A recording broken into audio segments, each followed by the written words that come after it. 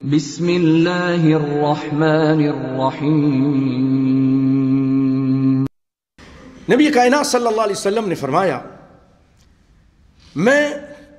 اے میرے صحابہ، تمہارے بارے میں سب سے زیادہ اگر میں کسی چیز سے ڈرتا ہوں تمہارے بارے میں، مجھے کسی چیز کا ڈر ہے اپنی امت پر، تم لوگوں پر اور تم سے بعد آنے والے لوگوں پر، سب پر، اخاف علیکم، مجھے شرک اصغر کا ڈر ہے۔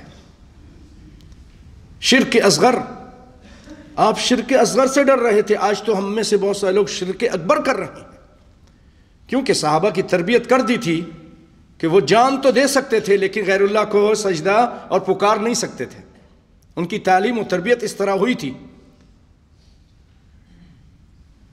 تو آپ نے کہا مجھے تم پر جو ڈر ہے شرک اصغر کا ہے کہ تم شرک اصغر کرو گے۔ لوگوں نے کہا اللہ کے رسول شرک اصغر کیا ہے؟ فسئل عنہ، پوچھا گیا، آپ نے فرمایا الریا، دکھلاوا۔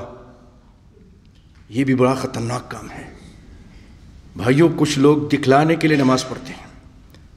آپ نے فرمایا من صلی یرائی فقد اشرک، جو دکھلانے کے لیے نماز پڑھتا ہے وہ شرک کرتا ہے۔ کوئی شخص نماز اس لیے پڑھتا ہے کہ اپنے افسر کو خوش کر دے، محلے والوں کو خوش کر دے۔ کچھ لوگ صدقہ اس لیے کرتے ہیں کہ لوگوں کو خوش کر دیں، کوئی حج اس لیے کرتے ہیں کہ لوگ کہیں حاجی صاحب ہے، کوئی قرآن اس لیے زیادہ پڑھتے ہیں بڑی اچھی آواز میں لوگ کہیں کہ بڑا پیارا قاری ہے۔ سب سے پہلے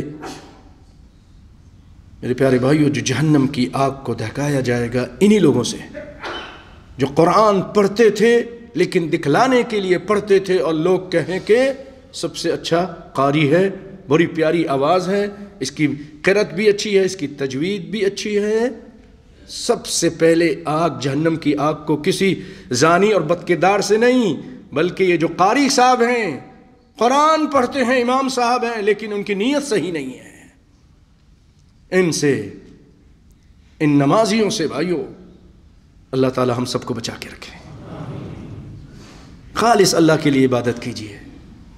اللہ کو اتنا بھی پسند نہیں کہ میرے ساتھ کسی کو تم شریک کر لو اپنی عبادت میں، دکھلانے کے لیے نماز پڑھو، یہ بھی پسند نہیں۔ اس کو شرک اصغر کہتے ہیں۔